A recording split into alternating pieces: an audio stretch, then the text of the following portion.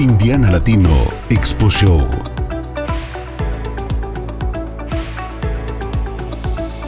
Gloria Jimenez. Hola amigos, ¿cómo están? Soy Gloria Jimenez. Hoy día vamos a estar hablando acerca del mes de la herencia hispana en estos segmentos, ya que pues es hasta el final de octubre, mediados de octubre, y hoy día tenemos con nosotros a dos grandes invitados de Indiana University, a Paloma Orozco. Ella es Academic Advisor para el programa Group Scholars Programs. Y también tenemos a Juan Cano, Assistant Director de Groups. Y este va a ser un programa bilingüe porque if we do it in both languages, it's much better. So today we are celebrating the Hispanic Heritage Month, and for that I invited two amazing people that work at Indiana University. We have Paloma Orozco and Juan Cano from Groups Scholar Programs. And we're going to talk about groups and also your experience working and also being a student at IU. So let's start with Juan. How are you, Juan? I'm great. Thank you so much. Well, tell me a little bit about your career and also what do you do at IU right now? Yeah, so I started off with student advising with the Group Scholars Program. I was a group scholar myself in 2009. So the program is a Indiana program for students in the state of Indiana. And what we do is we go out and we recruit students who fit our student profile, which means students who need money to go to college, which is a lot of students, right? So we focus more on populations that have higher needs. So a lot of our populations are students of color, obviously primary, and then students who are low economic background. So I was one of those students. I'm from East Chicago, Indiana, born and raised there. So I came in 2009. I loved my time at IU Bloomington, and when I graduated, I thought about giving back. And so what better way to do that than work for the Group Scholars Program? And so yeah, so in my last couple years, I've been able to have really great students in the community graduate, like Paloma here, who was one of my students once. And it's just been a great time working and seeing students come from Indianapolis, South Bend, Evansville, all over the state of Indiana, and go through IU Bloomington. We all need a little help, and that's what Groups is there for, either financially or when you're needing someone to talk to. So yeah, that's great. I mean, that's great that you could be a mentor now. Paloma is here. And vamos a hablar contigo, Paloma, acerca de un poquito de tu historia y hace cuánto estás trabajando para IU. Y también tú fuiste una alumna. Sí, también fue una alumna. Yo ahorita llevo 2 meses trabajando solamente, pero he estado en este programa, he sido parte del programa 4 años. Entonces yo decidí regresar porque quiero ser un mentor hacia los estudiantes y todo lo que necesitan ayuda, como yo una vez lo necesité, porque obviamente mis papás no tenían dinero para que me pusieran en la universidad y ni yo tenía ese dinero. Entonces Groups me dio ese dinero, pero no solo me dio dinero, me dio mucha ayuda, porque todos los asesores te dan ayuda mental, si necesitas psicológico, cualquier cosa, ellos te ayudan, te ponen en un lugar, hasta si necesitas dinero extra, te mandan a una website donde pueden ayudarte. O sea, vienen nuestros estudiantes con todo tipo de problemas y con todo tipo de problemas les damos un resource para que ellos puedan ayudarse ellos mismos. Y sabes algo, es algo bien interesante lo que tú hablas, ¿no? A veces uno tiene el dinero, a veces no tiene el dinero, pero la ayuda emocional, ese soporte, ese mentorship, que a veces no es muy común en nuestra comunidad, porque a veces nuestros padres o porque no nos rodeamos con la gente exacta, y encontrar a personas que puedan ayudar y darles ese recurso emocional y empoderarlos emocionalmente para que sepan de que van a tener la ayuda económica, pero también es el mindset que hay que cambiar, ¿no? Sí. ¿Cómo tú has sentido que ese gap que hay entre los estudiantes tal vez hispanos hacia los padres y hasta hacia todos estos recursos que hay dentro de IU para ellos? Entonces de eso estábamos hablando yo y Juan hace rato. Estábamos diciendo que muchas veces los padres hispanos no estamos muy bien informados y tienen que estar ahí más para sus estudiantes. O sea, cuando van a las escuelas, y hay muchas escuelas que tienen traductor, entonces que hagan el esfuerzo de hacer preguntas. ¿Qué necesita mi hijo para ir a la universidad?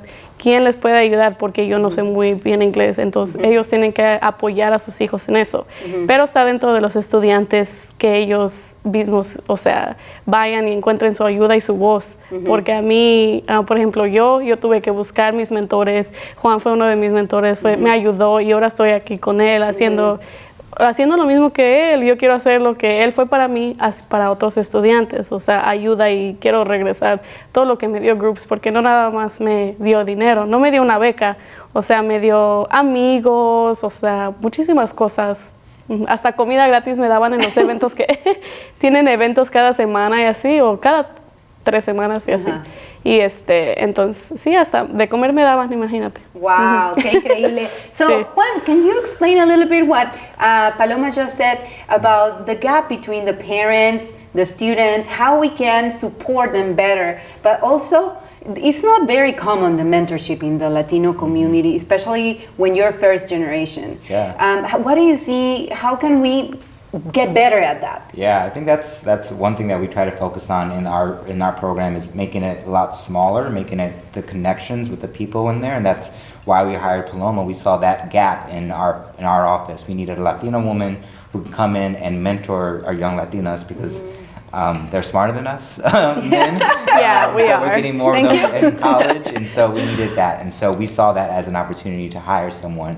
So we're recognizing the help that we need, and so we're trying to fill in those gaps. I tell my students who I speak to in high school, Bloomington is an hour away. It's going to be 45 minutes soon, with 69 being done soon here.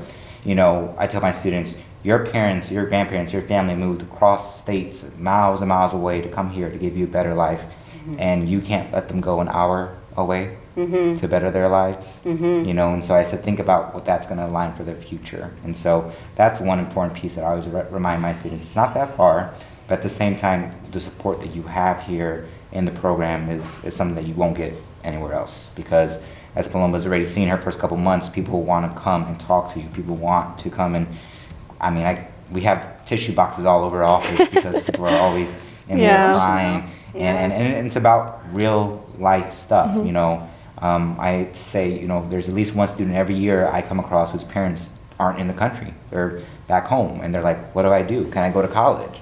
And I have to sit there and say, yeah, we have to do some work, but yeah, we can make this happen. And they don't get that much other places besides, someone like us who can help them support them. Right, very inspirational. I need the clinics.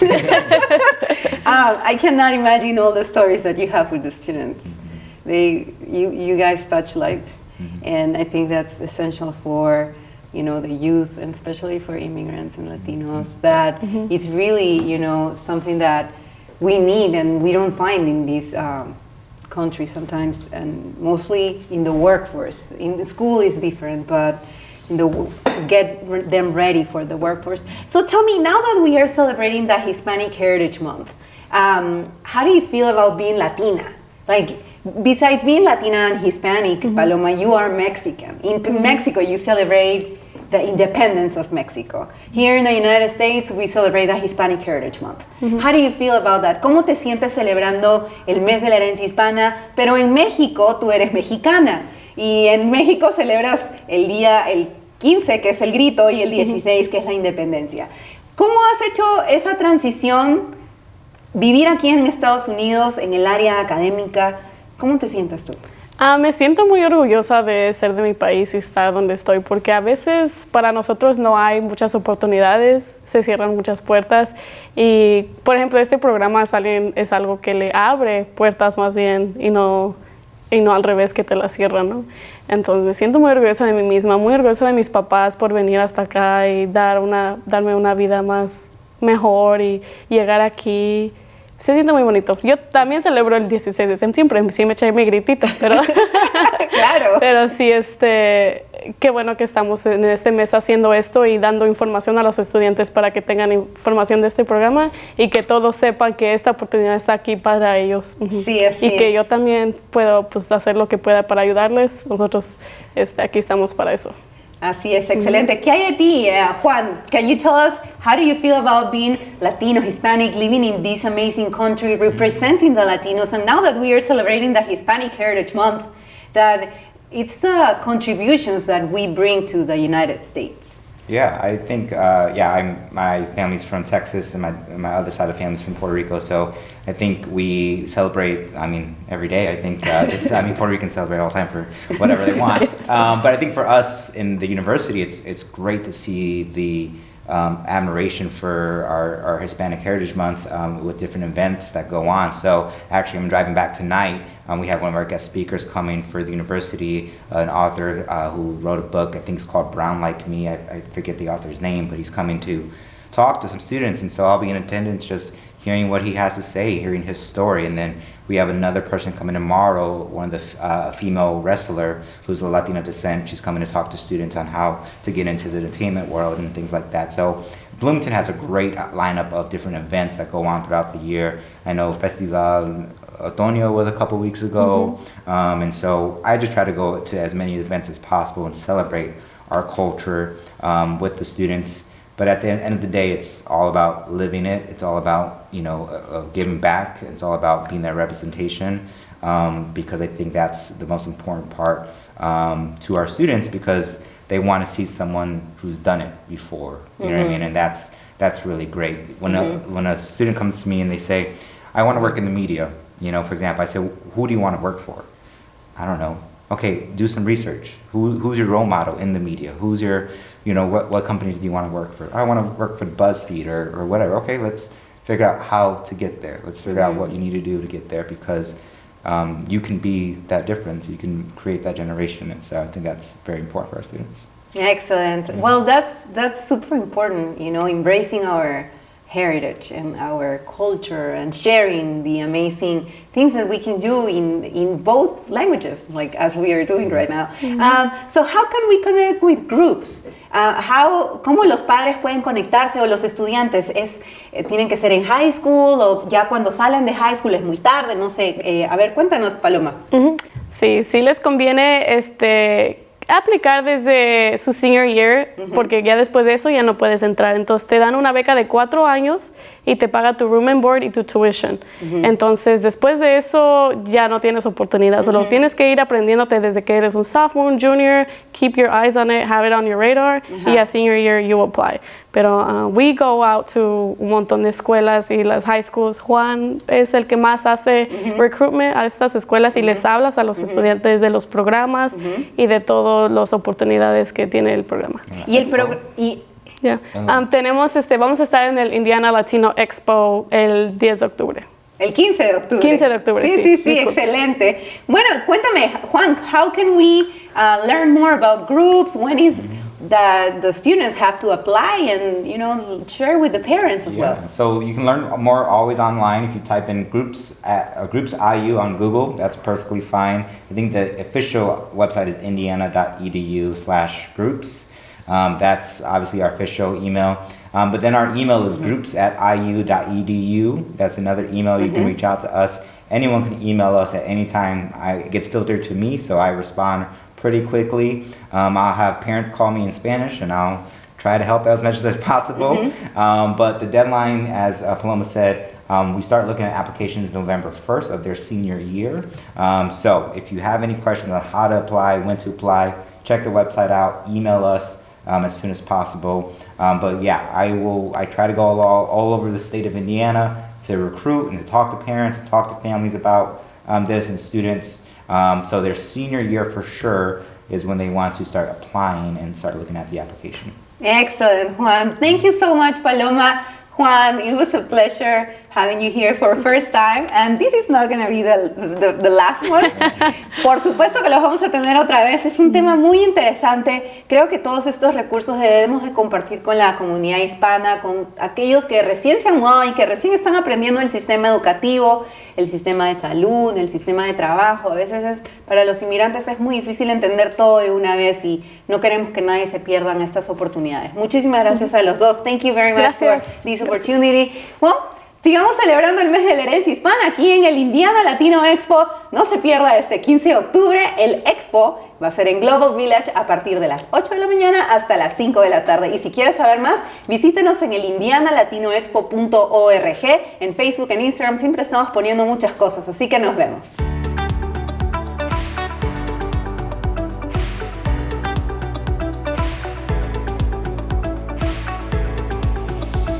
Indiana Latino Expo Show.